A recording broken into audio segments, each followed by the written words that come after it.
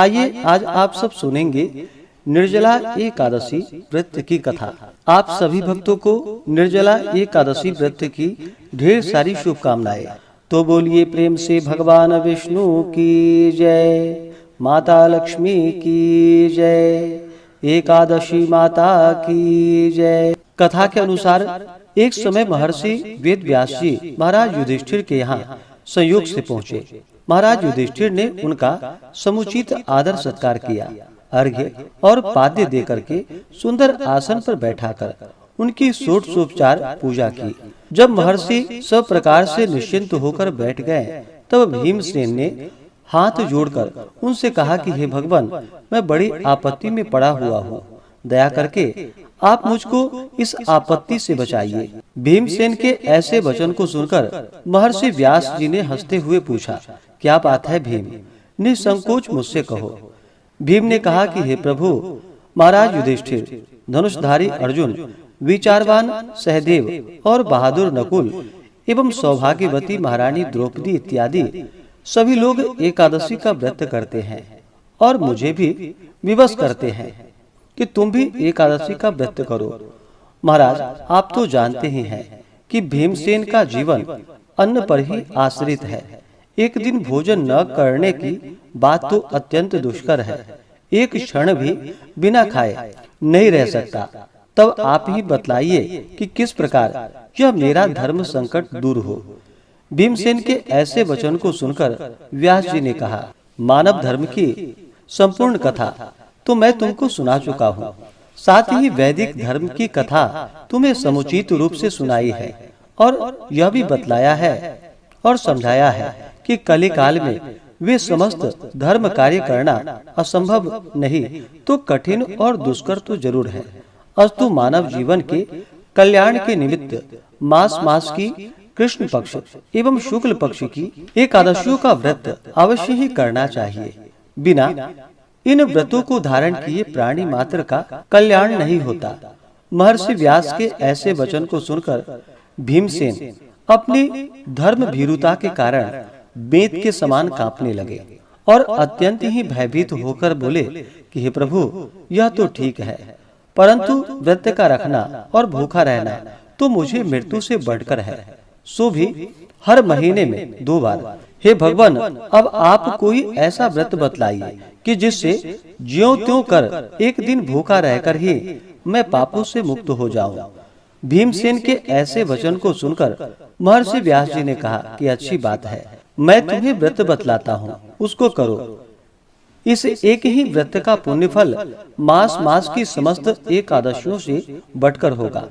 महर्षि के ऐसे वचन को सुनकर भीमसेन प्रसन्न हो गए और हाथ जोड़कर कहा कि हे प्रभु, कहिए और शीघ्र कहिए कि वह कौन सा व्रत है। महर्षि ने कहा कि व्रत ज्येष्ठ मास के शुक्ल पक्ष की निर्जला एकादशी का है।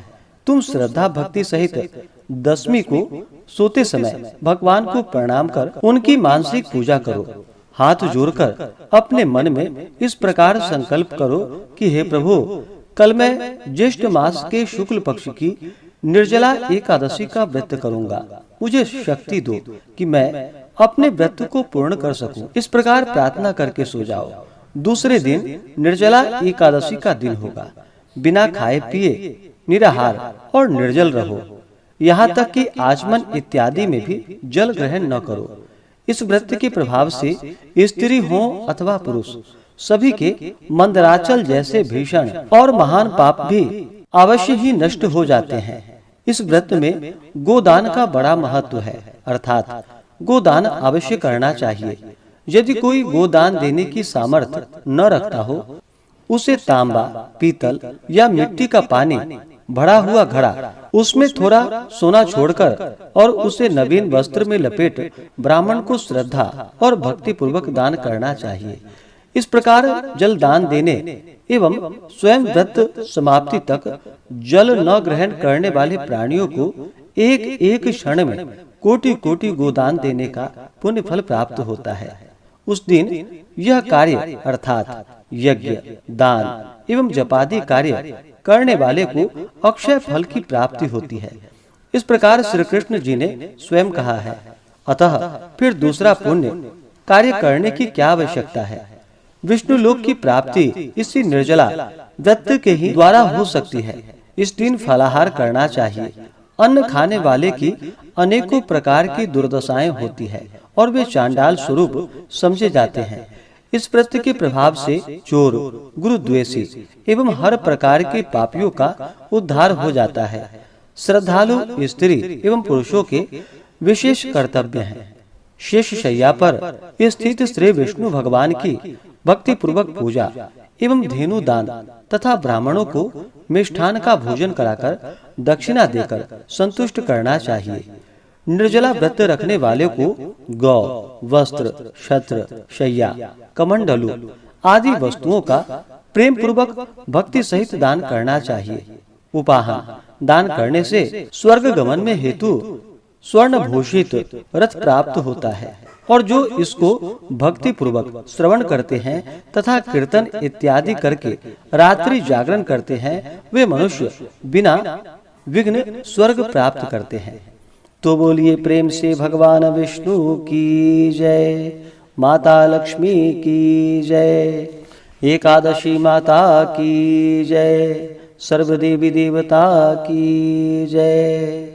इसी प्रकार से जो भी भक्त सच्ची श्रद्धा के साथ, नियम और निष्ठा के साथ निर्जला एकादशी का व्रत धारण करते हैं, कथा श्रवण करते हैं, भगवान की आराधना, पूजन आदि का कार्य, दान पुण्यों का कार्य करते हैं, तो उनके सभी प्रकार के पापों का नाश होता है। ज्येष्ठ मास शुक्ल पक्ष की एकादशी तिथि प्रारंभ समय जो कि 17 जून 2024 दिन सोमवार सुबह 4:44 और एकादशी तिथि की समाप्ति 18 जून 2024 दिन मंगलवार सुबह 6:26 पे और द्वादशी तिथि की जो समाप्ति है वह 19 जून 2024 दिन बुधवार सुबह 7:29 पे। व्रत का पारण जो कि हरिवासर समाप्त होने के बाद करना चाहिए। इस बार 17 जून से ही जो कि सुबह के समय से एकादशी तिथि शुरू है और 18 जून सुबह 6:26 पे एकादशी तिथि की समाप्ति है। तो वैष्णवों के लिए जो कि द्वादशी युक्त एकादशी का व्रत धारण करना चाहिए। इस प्रकार से पारण में जो कि हरिवासर समय को छोड़ करके ही व्रत का पारण करना चाहिए। हरिवासर का समय द्वादशी तिथि का पहला चौथाई हिस्सा हरिवासर का होता है। तो हरिवासर की समाप्ति 18 जून 2024 दिन मंगलवार को दोपहर 12:42 पे हरिवासर की समाप्ति है। स्मार्तों के लिए जो कि 17 जून को व्रत बतलाया गया है और वैष्णवों के लिए 18 जून को व्रत बतलाया गया है। तो जिन्होंने 17 जून को व्रत धारण किया है वो 18 जून को व्रत का पारण दोपहर 1:30 से 3 बजे तक व्रत का पारण करेंगे और जिन्होंने 18 जून को व्रत धारण किया है वो सभी 19 जून को व्रत का पारण करेंगे। 19 जून को पारण का जो समय है वह समय सुबह 5:28 से सुबह 7:28 तक व्रत का पारण किया जाएगा। निर्जला एकादशी व्रत का पारण जो कि तिलेन पारणम यानी कि तिल से व्रत का पारण है, यह संभव ना हो पाए तो जल, फल या तुलसी दल से व्रत का पारण करें। तो आशा करता हूँ कि यह जानकारी आपको अच्छा लगा हो। ऐसे ही ज्ञानवर्धक जानकारियाँ प्राप्त करते रहने के लिए, व्रत पूजा के बारे में जानने के लिए, कथा को सुनने के लिए चैनल पे अगर आप पहली बार आए हैं तो चैनल को लाल बटन दबा करके सब्सक्राइब करें, साथ में बेल आइकन घंटी को दबाएं ताकि आने वाली वीडियो का नोटिफिकेशन आपको समय से मिलता रहे।